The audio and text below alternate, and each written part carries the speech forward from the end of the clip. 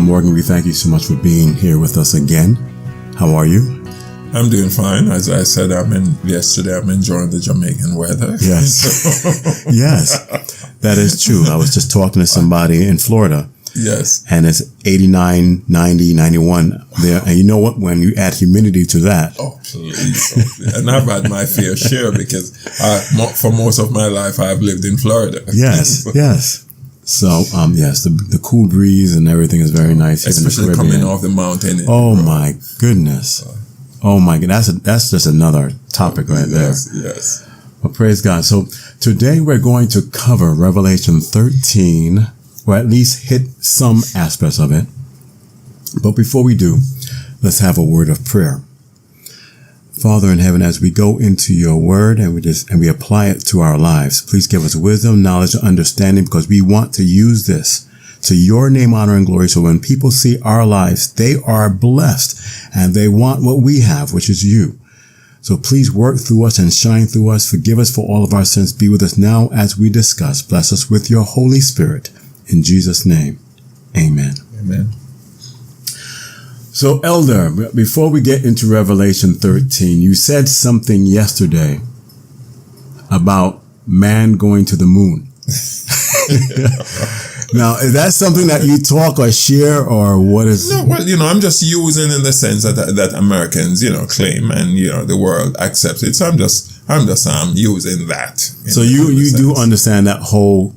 Yes. Okay, yes, because not everybody does. Yeah. Mm-hmm. Okay, and one of these days we can kind of get into that too, get into that some more because, but if we do it, we can do it from the aspect of trusting God and stop trusting man. Right. Exactly. Right. So, all right. So let's get to the topic for today, Revelation 13. What is Revelation 13 basically talking about, and how does it apply to our lives today, at least in the aspect that we're going to cover today? Well, in Revelation 13, it highlights two beasts. And we know the first one is a leopard-like beast, and the second one is a lamb-like beast. And as Bible students and the students of prophecy, over the years, we have drawn a lot of conclusion and a lot of insight from Revelation 13, because it's actually intended to help us to help prepare us, right, for a time when we won't be able to buy or sell. And that's what is stated there in the last verse of Revelation 13, that no man would be able to buy or sell, save he that hath the mark of the beast, right, and his name and his image. So, hear this now. When we mention mark of the beast, so many people get uptight. And if you notice, there are things, one of the things I have learned over the years, that there are a lot of technology and a lot of,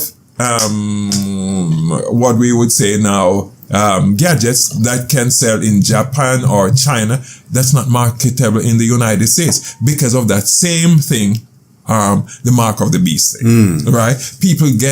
Even people who are not church oriented, like you and I will go to church every weekend, even many who are just in their mind, the back of their mind, in their psyche, people would say, right, there's just this fearfulness or this drawback. Well, listen, I don't want a certain number. We shouldn't have a national ID system or whatever, right? Because of that, that influence of Revelation 13, right? And so, Revelation, as we said, outlines certain things that are going to take place in the last days, and we are living in the last days. But not only things that are going to take place, but how we as God's people, right, can avoid falling in the trap of receiving the mark of the beast, becoming a slave to the system. And so to understand Revelation 13, and we're going to primarily deal with the first beast, right? We have to have an understanding of Daniel, because in Revelation 13, the leopard-like beast, right? Let's just look a little of what it says there, where John said he saw what? Oh, you mean Revelation 13? Yes. You want me to start from verse 1? Yes, starting from verse 1. Okay. This is not my Bible, so the words are a little smaller. Right. And I stood upon the sand of the sea and saw a beast rise up out of the sea, having 7 heads and 10 horns, and upon his horns 10 crowns, and upon his heads the name of blasphemy. What's interesting about as we read this is because Revelation 17, I think you see that they have the 10 horns, but they don't have the crowns yet. Right. Which is interesting. Anyway, okay, but verse 2.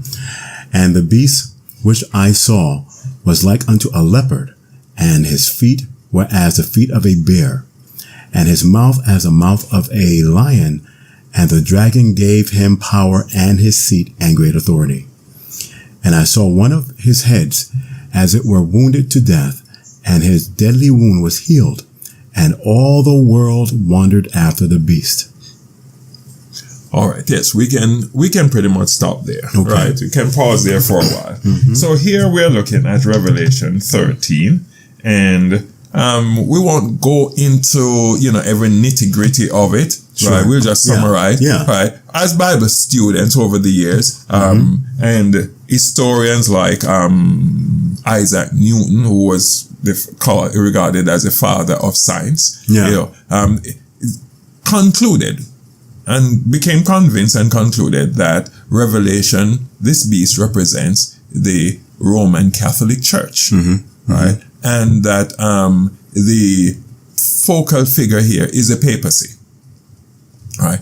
But we're dealing with the beast itself, not just, the woman like in Revelation 17 that is riding it. So, many historians and students of prophecy, through the annals of time for centuries, right, almost 1,000 years, have concluded that this is Rome during the Dark Ages, from 538 BC to 1798, when Napoleon General Berthier went to the Vatican, captured the Pope, brought him back to France, where he died in captivity. That this beast, this leopard-like beast, is depicting that power, right? That reigned for 1,260 years. Now, if we look at the power, it gives us a description. It said it had the mouth of a lion, the feet of a bear, but the body of a leopard. Now these imagery take us right back into the book of Daniel, Daniel 7, where Daniel also saw 4 beasts there. And again, being students of prophecy, in Daniel 7, over the years, many historians and many students of prophecy have also concluded that yes, these 4 beasts represents 4 world empires from the time of Daniel when he was in Babylon, coming down to the Roman era. Right? The first one was where Daniel saw this beast, right, which was a lion, and it had 2 wings. And we know that that beast is run counterpart to that image that Daniel saw, that Nebuchadnezzar saw, and Daniel gave him the revelation, where Nebuchadnezzar was told by Daniel that thou art the head of gold, not meaning Nebuchadnezzar himself, but Babylon, the kingdom itself was represented the head of gold, which would correspond to the lion, right, in Daniel's vision. Then after that, Daniel told him that his kingdom would be superseded by another kingdom, right, which would not be as beautiful, it would be a kingdom of silver, right, and in Daniel's vision, it was a bear, all right, and that we know is Media Persia, because in 538, 539, somewhere about there, right, Darius with his nephew, right, Cyrus, overthrew the Babylonians, and that night, Belshazzar, who was drinking from God's sacred vessels with he and his fellow, lords and whatever, he was killed, and the Medes and Persian ruled until 331 BC, when Greece came under the scene, right, headed by Alexander, and in the Battle of Arbela, right, that one of the Dariuses who was reigning at the time, right, he was dethroned, right, defeated by Alexander. Now, in the prophecy there, we see where Babylon was dethroned by Media Persia. And we can say that is right. Yeah, with that interpretation. Then Media Persia in 331 was dethroned or defeated by Greece. And we are right. However, I think where we go wrong is where we say in roughly about 168, 173, somewhere about there, right? Then the Greeks were finally defeated by the Romans. I think that is where we go wrong. And you might say to me, well, why would you disagree with the historians and with the students of prophecy well, Revelation 13 is going to give us some insight now. Okay. Right? And that's why we go back to Revelation 13 and look at the beast. Right? We notice that the beast there had the mouth, as I said earlier, of a lion, showing that the Roman kingdom, Rome, had features of Babylon. Right. Exactly. And what a lion does, that why it's so notable, he roars. And whenever he roars, it's like every other animal, even the elephant, take notice. Right? Because as huge as the elephant is, if he's off his guard, lions will bring it down. And we know, we've watched nature videos where we've seen lions bringing down elephants. Right? But on a whole, the elephant doesn't really afraid of the lion on a whole. But it just shows you that when Rome, right, in the Dark Ages, and even up until today, roars, right, sends out those bulls or those edicts, every king, every emperor, every state leader, right, is like tremble. And so the mouth of the lion, right, represents or points to a feature of Rome in the Dark Ages, or during the 1260 years that it reigned, right? And so, but remember now, the beast, only its mouth has a feature of a lion. Its feet was not that of a lion, was that of a bear. Yeah. So what was the characteristic of Media Persia, right? That we see was so significant about Rome, right? Rome was the most bloodthirsty kingdom of all the four. And we know the bear is a bloodthirsty animal. The lion generally only kill when it's hungry. Bears will kill you when they are not hungry. They are just ferocious animals. You get in its way, it will just take you down and just leave you, right? Now, and so the Medes and the Persian were known for that. They were bloodthirsty, right? If you notice with Nebuchadnezzar, when he captured the Jews, he saved the best ones to serve in his palace and whatever. All right. So show that Nebuchadnezzar used that wisdom to know that, well, listen, you don't just get rid of people like that when you conquer them, because you could be getting rid of someone that could be of great benefit to your kingdom. All right. And so he saved Daniel, and see what happened. And he saved Daniel's companion, and they were a blessing. Not so with the Medes and Persian. They would remind you of communists. When they take over a country, they just kill. All right, you know, and you notice whether it was the Bolshevik revolution or it was the Chinese revolution, you know, and whatever, right? They just kill senselessly. Then last week we had a guest on, and he was mentioning the USSR. Now, didn't the USSR have wasn't there animal? Or the symbolic animal, a bear? Or yeah, like a bear. But that doesn't come in this prophecy, really. No, but what I'm talking about, you mentioned communism. Oh, that's true. Exactly. And isn't the bear a bloodthirsty animal, as we're talking about? And isn't Stalin said to be responsible for killing roughly 40 million, right, people during his reign of terror, right? Hitler is tagged with 6 million. Right, but Stalin is 50, and we don't get that in the history books or in the classroom. So it just shows you how communism is a bloodthirsty system, right? And so here it is. Then we go back to the prophecy where we find then Rome being a bloodthirsty. It is said in the book Fox's Book of Martyr and other literatures that Rome was responsible for, during the Dark Ages, right, for roughly between 50 to 150 million, right, people that Rome killed.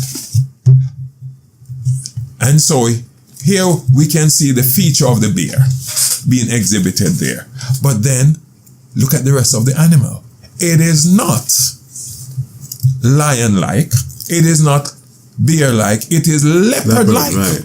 Why a leopard? And why not lion-like with all that? And why not bear-like with all that killing? Because in spite of the fact that we may feel and teach and learn that Greece was dethroned by Rome. No. Rome was dethroned by Greece. Let me tell you why. The Greeks were very smart. As they would conquer towns and countries, they wouldn't wipe out the people like Media Persia, their predecessor, did. They would Hellenize them. In other words, they would bring them into their Greek culture. And so they become little Greek towns and cities and countries. So instead of wiping them out, they expanded the Greek kingdom. Right? And so they would sell them, they would introduce them to their culture. And the Greek culture was really fascinating. One, it had its own day of worship. Sunday. Mithraism was their religion. The Romans, when they supposedly conquered Greece, right, they adopted Mithraism. Now, how could you conquer me, but you adopted my religion? That means I conquered you, right? Without you realizing it, because you gave up your religion and adopted mine. But that was just not so. So that was very far-reaching, because once you adopt my religion, then you actually, right, become conquered by me. Isn't the same thing with many of us Christians, right? When we adopt Satan's religion, whether it's Sunday or whatever day we adopt our practices, who conquer us? Right? The devil conquers us. Right? So here the Romans were conquered by the Greeks in one end. So even though militarily wise, on the surface, it seemed like the Romans conquered the Greeks. But under the quiet, the Romans were Hellenized by the Greeks. In other words, they adopted the Greek culture, hook and sinker, and became Greeks without really realizing it, although they still regarded themselves as Romans. That's why I mentioned Greece last week when I was talking to this gentleman. I was wondering if that was, but I know their culture is kind of like has taken over things, but anyway, what you're saying makes a lot of sense. But it became more far-reaching, so it's not just a religion, right? Yeah. The military tactics of Greeks were used a lot by the Romans, right? And so many of the battles that they fought, because remember now, Alexander was one of the greatest general ever, traveled this world or existed. Right? And so they were fascinated with the methods of the Greeks in their military, conquest, right, or pursuit. And so the Romans adopted that. But even more so, their system of government, they adopted democracy, which was born in Athens. And so the Greek Senate in Rome was democratic, was chosen actually by the people. Right? And so here again, the political system, they adopted the Greeks' political system. But it went further than that. The entertainment, the Greeks' Colosseum, the Greeks' Olympics, you name it, they adopted that too. But guess what happened? It went further. The language. Latin became a dead language. And what did the Romans speak? Greek. That's why in the time of Christ, what was the Bible written in? Greek. Koine Greek.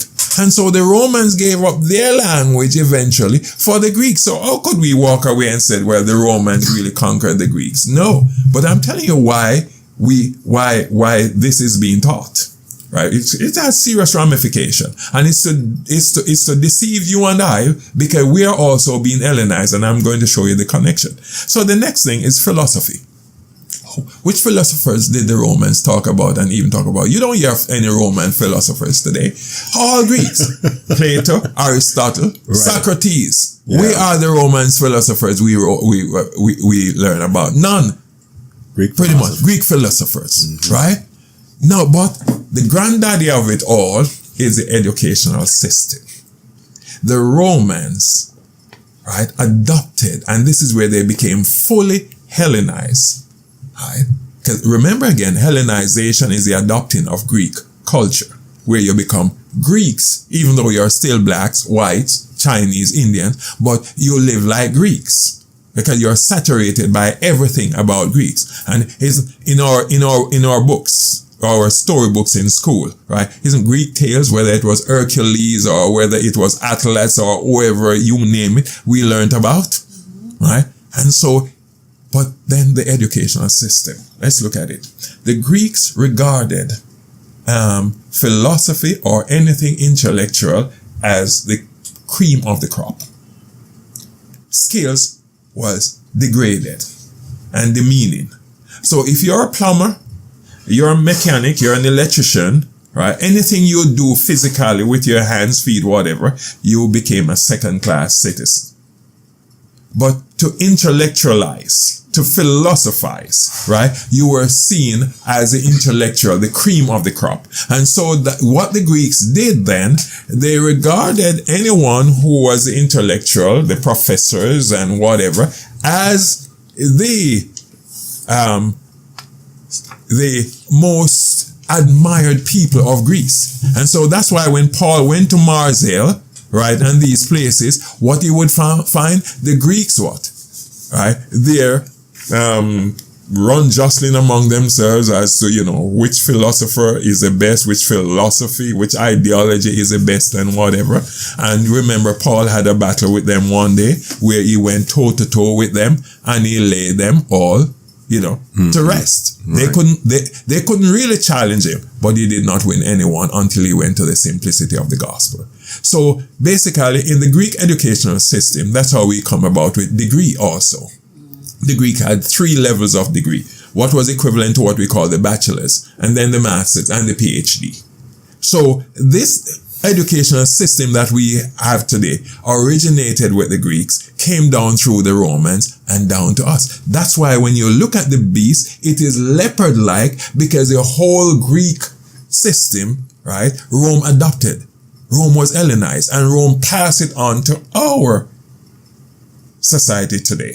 So actually what we are Greeks by culture.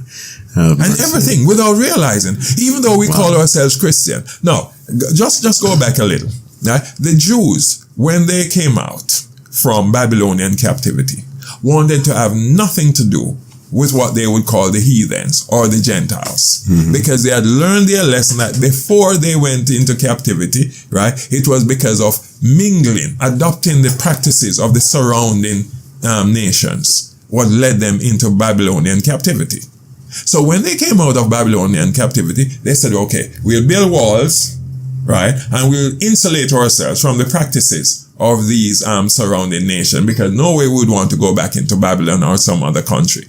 However, the devil still was able to get them. What they did, they sent their bright minds to the school of Alexandria, the university in Alexandria, where they were taught the philosophies of the Greeks. Even though it was the Romans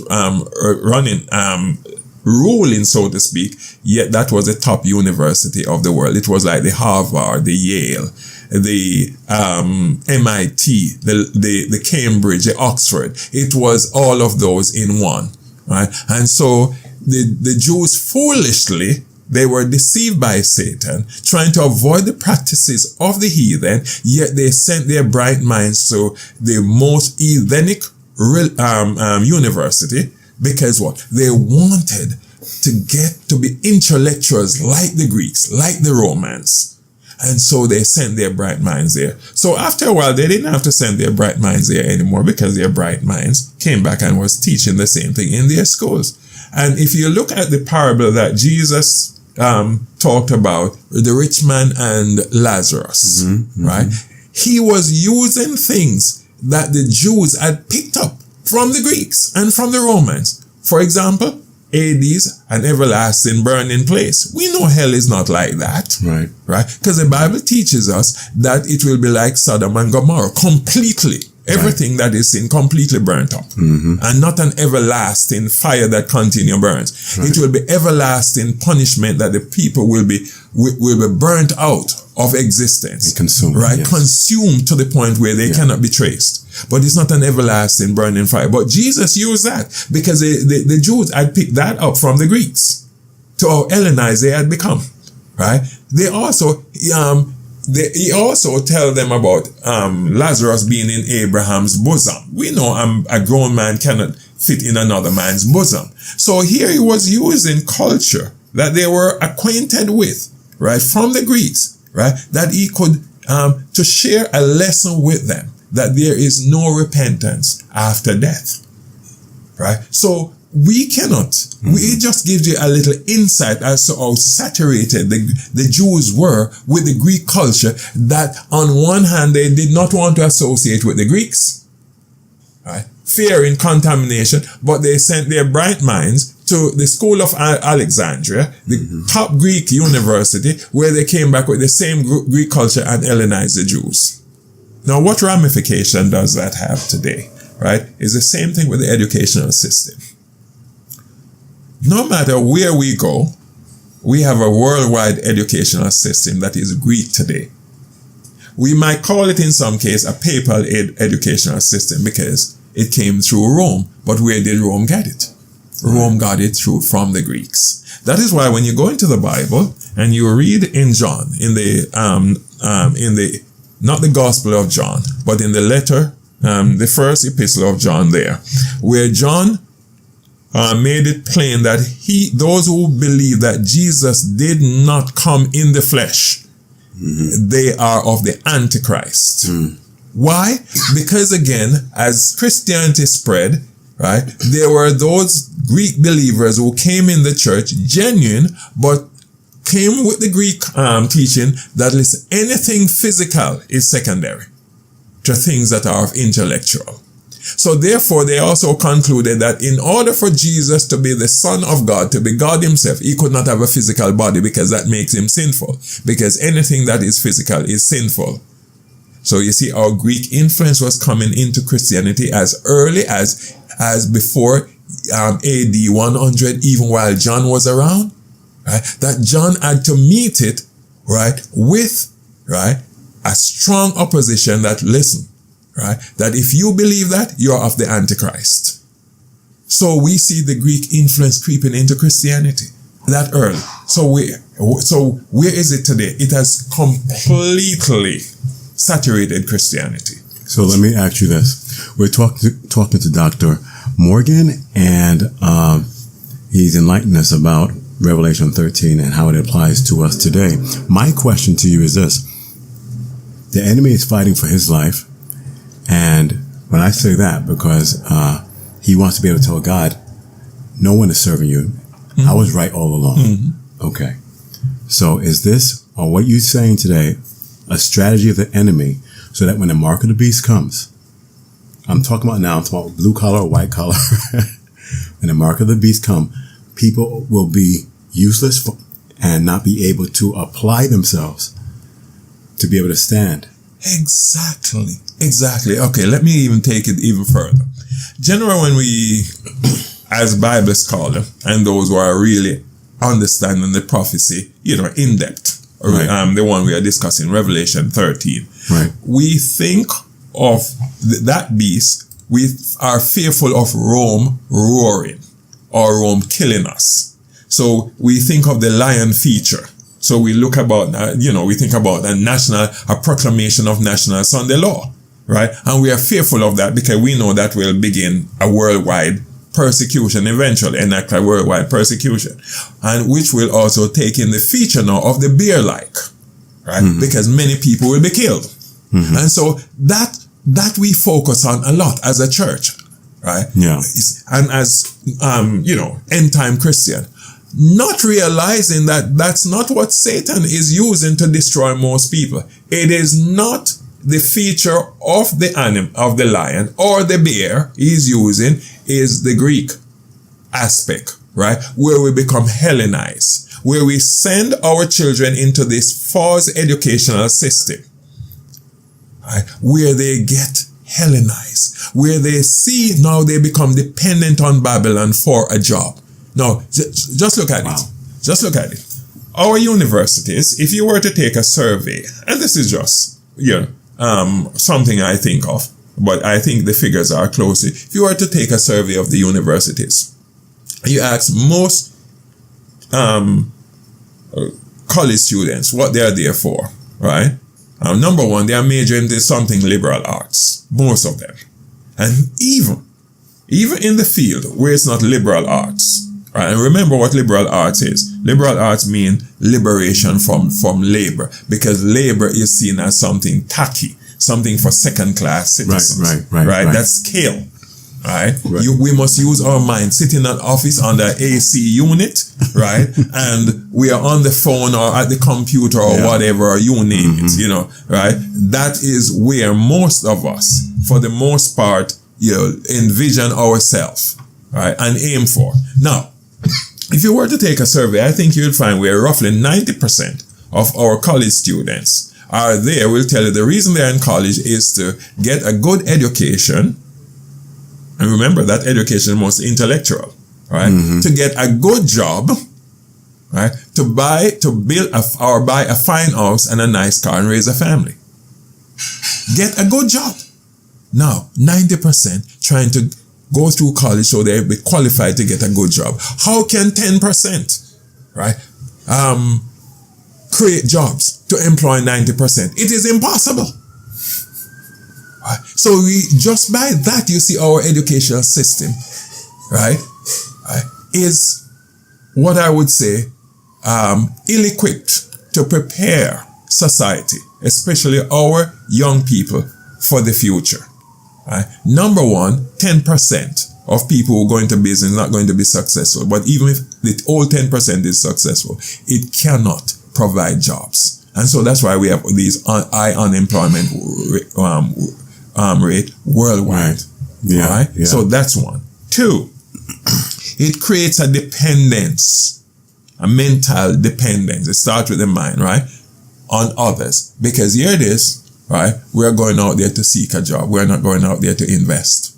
We're not going out there to use, all right, our talents to create jobs. We're going out there to create a job. Right. Now, where does that take us? It takes us right there to Revelation 13, where we become dependent on Babylon, right? For a job, for its food, for its medicine, which is our health care, for its electricity and other, you know, utilities that we utilize, right? For its education, for everything. Yet, although we become dependent on Babylon, our fear is Sunday law. And the devil is laughing.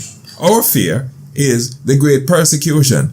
And the devil is laughing because he has used, right, the lamb, the leopard-like feature of the beast, right, to make us be like the beast. I'm going to read something to you from a warning that the Spirit of Prophecy gave us years ago. Okay. And when I found it, I was really, when I came across it first, I was really taken back because this warning would do us Adventists really, you know, and as Christians, real good. Because what is happening in this warning is that we need to really see where we are heading today, right? While you're trying to find that quote that you're looking for, have you always known this, and is this why you opted to homeschool? Well, yes. And not always know, but I came across this very early, right? Okay. That, you know, I was one of those fortunate ones my high school years was a technical high school. In other words, it was not the predominant run of the mill where you just go to school and you study physics, chemistry, English, math, all theoretical things. We had workshops engineering workshop, building construction workshop, agriculture, home economics, where you learn to cook and, you know, and stuff like that, can be a chef and whatever, and so on, and even a business department. All right. And so we had to major in one of those. So that was, and I was not an Adventist then. You know, this was my high school days right here in Jamaica. Right. So that helped me that when I became an Adventist and started reading books like Education and realized that no education is complete without a skill. Christ was a carpenter. Right. Paul, with all his learning, was what?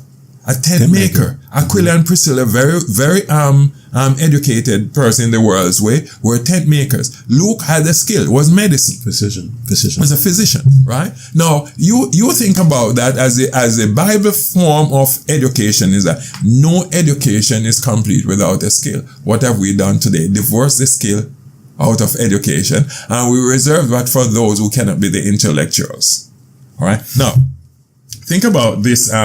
And so that is why when I came across that, I realized that I had to homeschool my children, because if I put them in that papal system, that Greek system, that Hellenized, they would be Hellenized. So they would come out, Dad, right, I'm going to look a job, and dependent on to get a job, to make a living through a job for the rest of their life. So part of the homeschool, the major factor of homeschool, was to give them a character for eternity. Now, how can they enter a school system that is teaching them that man comes from monkey and not their creator?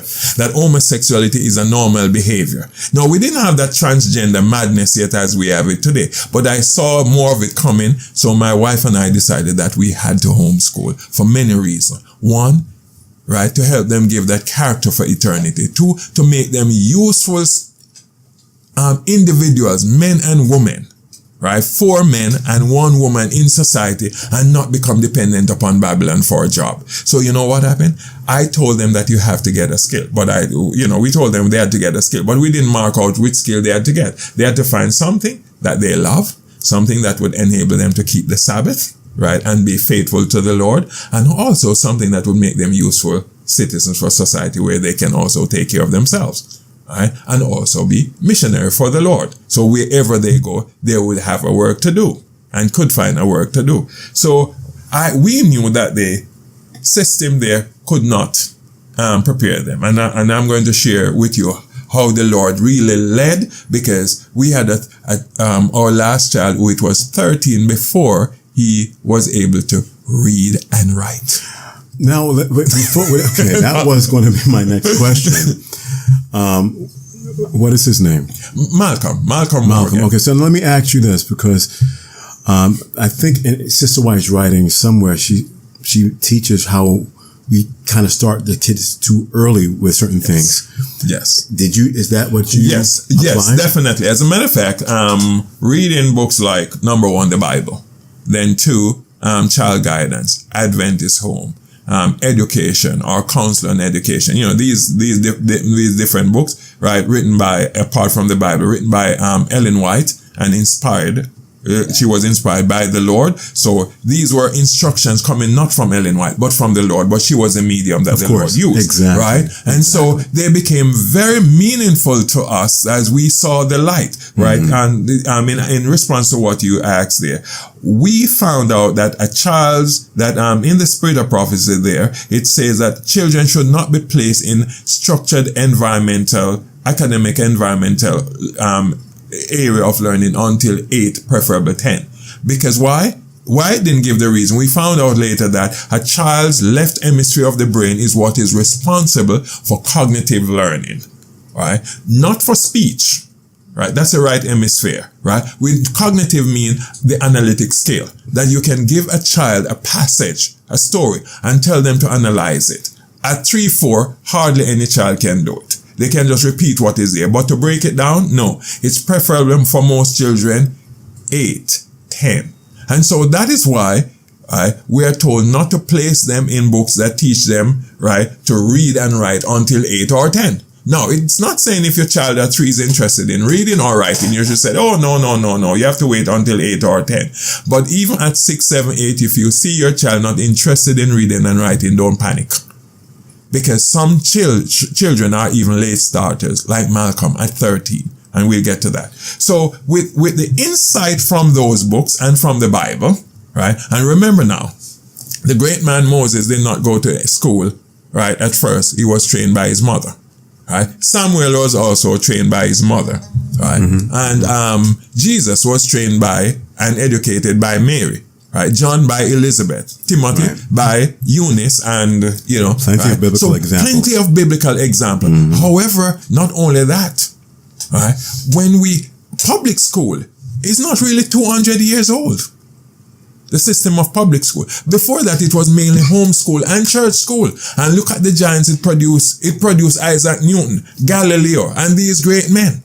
Right. So why are we dependent on public school? No, we should not. If we just know our history, we would realize that the great men of the past, right, were homeschooled for the most part, right? And that the public school now has become so corrupt, right? That if you, I sent off an article to many of my folks the other day, right? In England now, children in a school, children as young as 6-year-old, right, were required to write a story, right, where they pretend to be a man, right, having a crush on another man who is like their gardener, who work with them, and they are supposed to be writing this man a love letter. 6-year-old being taught and being shaped into being a homosexual, a transgender, or whatever you may, LGBTQ plus group. 6-year-old. Now, I'm saying this, when 30 years ago, almost, when we started homeschool, or even 20 years ago, these things were not prevalent. So we didn't even know that it would become this prevalent. But the danger we saw even back then and what it was shaping up for, Margaret and I decided that no way we could send them, not even to Adventist school, because it is using the same curriculum, right? Let me read you something written by, right, the Lord, sure. Inspired by the Lord to Ellen White. And here it says, education in the formation of the beast.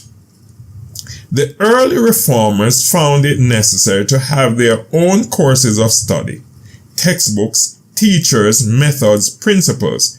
They separated themselves completely from the popular schools of the day. Now, early reformers are not talking about people in the 1600s, 1700s. He's talking about the reformers in the 14 and the 1500s, where you had men like Wycliffe, where you have Martin Luther, and those were the early reformers, right? And there was no public school. There was no evolution yet, right? Homosexuality was still in the closet, right? And yet, these reformers would not send their children to the schools that use the popular books or curriculum of that day. Those were the Victorian days. Those were the days, right, where it seemed like we were still in a straitjacket or something of that nature, right? And they would. Why? Because as it says here, they feared that their children would receive the mark of the beast. Have mercy. Wouldn't send them to those schools. Have mercy. Right? Where there was no evolution yet. It was still the Bible being taught, but in a way, interpreted in a way that was not good for the children. Exactly. All right? You know, those were the days when women still wear their dresses down to the ground, right? When there was no topless this or whatever, right? When women still covered their head even in public. And yet the early reformers would not send their children to the schools of that day.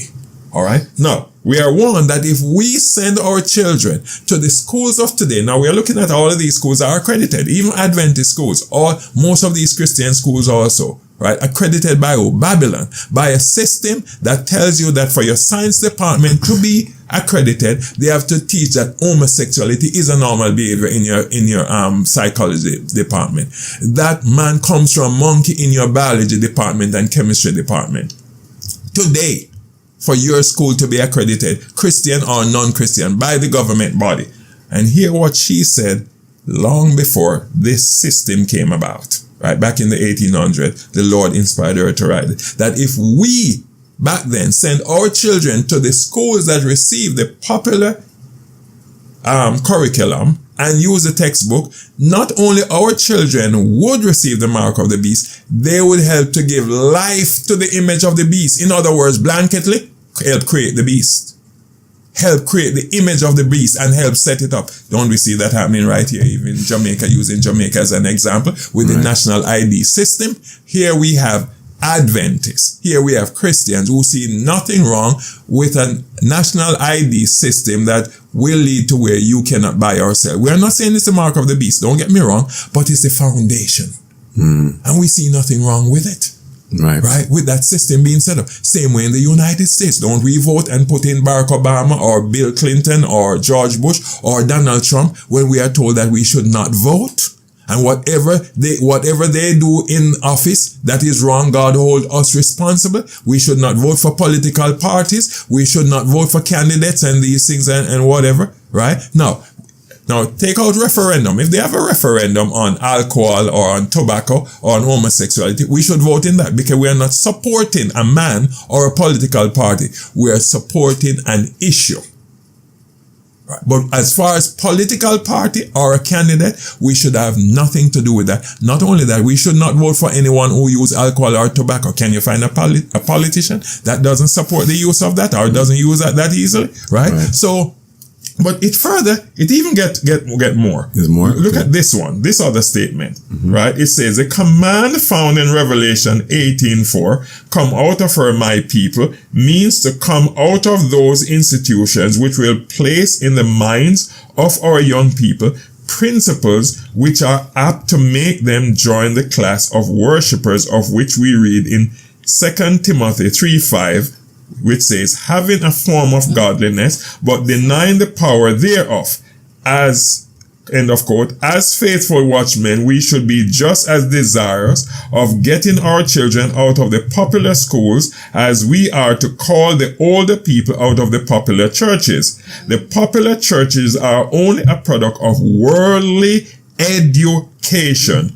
We must separate ourselves from that which creates the condition in which all the religious world at present finds itself. This was written in the 1800s. Have mercy. When none of these things was in our school that we have today. And yet we were told to call them out of the school system. Do we have any choice than to homeschool today when it is a million times worse than what it was 100 years ago? We're talking to Dr. Morgan, and Lorraine just joined us here in the studio, and I think she has a question. I think he answered my question, because I was going to say that in Jamaica, they're not introducing the whole homosexuality as normal. So it's easier to say here that these quotes may not apply. But as you've read them, I think you've answered my question. So I no longer have a question. Okay. So let's look at it. You see, education is a chief part of this aspect, right, feature of the leopard-like beast that Satan has been using to engulf the whole world into, under his banner. Right, because we know his objective, as you said earlier, is to bring everybody under his banner, right? And to show to God that, well, listen, man has rebelled, everybody has rebelled against you, right? Now, and John saw that in Revelation 14, almost that in Revelation 14, where the whole world wandered after the beast. But thanks be to God. So in Revelation 13, he saw the whole world wander after the beast. But thanks be to God for Revelation 14, 1 through 5. He saw a little group, that 144,000, right? Now, we're not saying that's the only people that will be saved. But in the time of Jacob's trouble, that's the only group that will be following the Lamb, because the other faithful ones have been put to rest. We go another time into that, more detail into that. But John finally saw, right, a little group that is following the Lamb with so very good, that has the Father's name written in there for it. They were without guile, right? And, stand before the throne of God without fault. What we are looking at is this, that through the educational system, right, of Hellenization, the whole world, right, will follow the papacy. The whole world, right, will follow United States of America, the lamb-like beast, command to give worship to the beast through Sunday keeping. And many people today say they will not do it, but where have they sent their children? Right into the Babylonian educational system that have prepared them, right, for that. Remember, again, it happened during the time of Nebuchadnezzar. Everybody bowed except 4 persons we know of. Daniel didn't bow, neither Shadrach, Meshach, nor Abednego, but everybody else bowed, right? And it was through a false educational system and the food, right? The food. And today, aren't we all on Babylon's food except a few? So the food and the educational system are shaping the mind to the point where even like Peter, we'll say we will not bow and mean it, but we are powerless because our minds have been shaped and molded by the Babylonian educational system that came down through, right, the Greeks to the Romans. Right? And the Romans have been the vessel to pass it on to us, that even whether it's the Adventist educational system, the Baptist, the Anglican, whatever, right? It is all under one accreditation system to send your child from one university to the other. So they have a central accreditation system that they have to go through that teaches that man come from monkey. Even though they might say they are using Christian books, that doesn't matter, right? That homosexuality is a normal behavior, right? That a person is not male or female anymore when they are born, but they decide their gender later. And it is quite fine to marry a man or a woman. It is your choice, right? So under that system, we are finding out that it is a shaping and a molding. And it is not the first time this has happened. It happened in the early church during the time of Constantine, where persecution was a blessing to, right, what you'd call it now, the secret seducing of Christianity. Christians were seduced back then. And what happened to the church? We saw that the church became just like the world.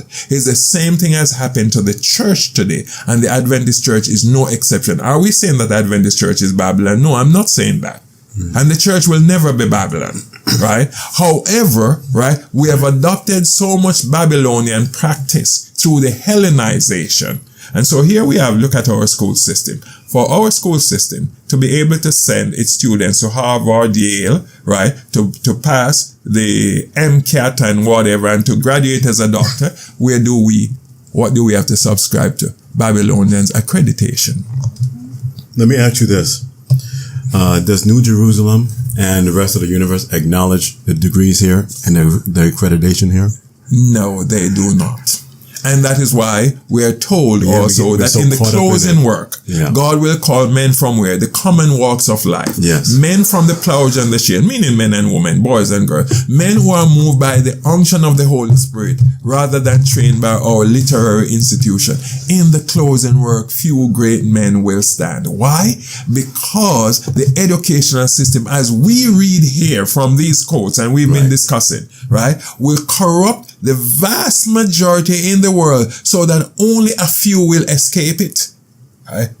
And so it goes back to what we say. Now, what is the result? Because our listeners might say, well, no, you're telling us that we should take our children out of the corrupt system, worldly educational, right? And how will they function if we train them, educate them at home? Right? And your children are grown and whatever, you can say anything. Well, let's go back a little, right? When Margaret and I decided that we would not send our children, not even for one day or a minute in the public school system or the private school system, but we'd teach them at home, just like Mary taught Jesus, just like Elizabeth taught John the Baptist. We were laughed at. Right? Not only that, we would not have a television in the home. And so for 30 years now, we have not had a television. And our oldest child is 29. So none of them grew up with a television in their home. And I call it television because most of the vision is from hell.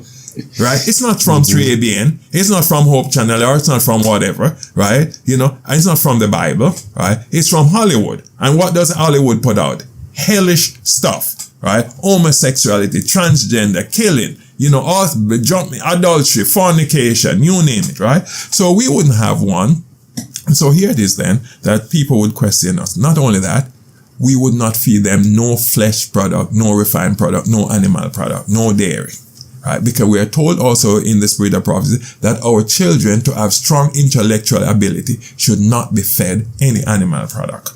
And we can say that the white rice, white bread, donuts, most of the refined sugars are just the same. They benumb. And we're told that a diet high in sugar is worse than eating flesh in some cases. And it's true because it benumb the frontal lobe, right? We grew up here in Jamaica and we know if you had men working for you and when it's lunchtime, you gave them their lunch and then gave them some sweet lemonade, you get no more work from them. Right? And when we were children going to school, they would fall asleep. And when we were children you see such decrease in their output, you'd be shocked. When we were children and we went to school, immediately after lunch, we had to recite from the 2 times table. 2 ones are 2, 2 twos are 4, all the way up to the 12 time table. 12 ones, 12, 12 twos, 24, all the way up to 12 12s, 144. Today, after lunch, which consists of drinks, highly sugared, right? refined foods, highly sugared, and meat products, animal products, highly sugared. You ask these children today to recite their times table, they can't even finish the 2 times because their brain is knocked out by the food that they eat. We have 2 minutes. So in the 2 minutes, if you can, number one, answer, this is going to be hard to do in 2 minutes. Answer, what do you say to the people who say you have to send them out for social skills? That's one. And number 2, we should have part 2. We will have part 2. We'll do that. Okay.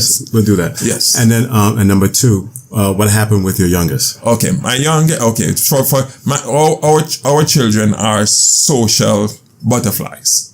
Right? At church, they socialize with everybody. But remember, they had 4 siblings and a mother and a father. You want any more more than that? Plus, they go to church every Sabbath, right? They do seminars because the oldest 2 were doing seminars from 11 and 12, addressing issues like attention deficit disorder, hyperactivity. So they were socializing a lot. Now, the youngest didn't read until he was 13. That was when he started reading. But it didn't perturb us. It didn't cause us any concern because Einstein and Isaac Newton read after 12. Thomas Edison at 10 his mother was called. And you knew that. We knew that. So you didn't panic. No, we didn't panic at all because we knew that. It's better late than never. Right? And so at 13, Malcolm Alexander Morgan started reading at 13. I didn't say improve his reading, started reading. Prior to that, at his 13th birthday, if you gave him, in the beginning, God created the heaven and the earth, Genesis 1, he might know in or the word the or God, but nothing more. At 13, he built his first computer, used it for a year, and sold it to a Caucasian fellow right there in Orlando at our home for $800 a year later. At 14, he extracted hydrogen out of water to build his first hydrogen bomb. Right? And I said, no more in the house since that because I didn't want him to blow up the house. At 16, Malcolm Alexander Morgan not only finished 1st grade, 2nd grade, 4th grade, but all the way to 12th grade, landed himself in college at 16, studying computer hardware engineering and a minor in pre-med, right? And in 4 years, he finished his degree, right? And as a matter of fact, the first 3 years, straight A's, no B's, not even a B, right? And last May of this year, right, I attended his graduation at the University of Central Florida, right, bachelor's degree in computer hardware engineering, and he picked up a job paying him $88,000 with a defense company in Virginia. God be praised. Amen. The oldest one, who was homeschooled also, right, and all of them are skill related, right, he works with Amazon making over $120,000 a year, right, and both of them are candidate to get top security clearance, where now they'll be able to open their own security company, having their own business. Tell me that God is not wonderful. Yes. Right? Melissa, the only girl, right? She did nursing and she works now as a nurse, and she got a job, right, with Florida Hospital, pending her passing her state board. Right? She got the job before she took the state board. That doesn't happen. Sometimes all 6 months, 9 months after you pass the state board, no hospital or nursing home or whatever want to pick you up. Again, God came through. Them that honor me, I will honor. She got a job even before she passed her state board. Yes. And all 5 children are working. Yes. Taking care of themselves. So next week, can we do a part 2? Yes. I'll gladly do a part. Find out from your wife if she wants to be, included in that. Yes. I'll ask her. Okay. Because she has been the main teacher. We pretty much shared it in the sense of saying she got her fair share of it, but she was the one at home while I was on the road, making a living. Oh, she's an excellent stay-at-home mom. Never complained over the years because she said her first responsibility was with her children, to help mold them for character for eternity and to give them an education that will last throughout eternity. Yes. Well, praise God. Well, listen, thank you so much for being here with us. And it's a pleasure. I believe by God's grace we'll have Dr. Morgan on the air with us even weekly, so stay tuned for more from him. All right, and so we are past the hour, top of the hour, and but we're gonna go to break. And by the way, when we bring Dr. Morgan or whoever we bring, we're sharing information that's going to help you for these last days. You're listening to SWM Radio.